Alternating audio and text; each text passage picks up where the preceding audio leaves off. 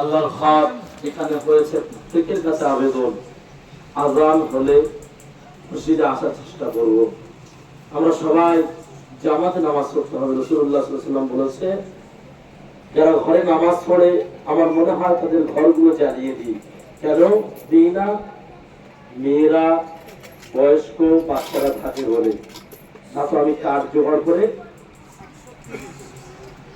আলহামদুলিল্লাহ 130 জন বাইরে বলেছেন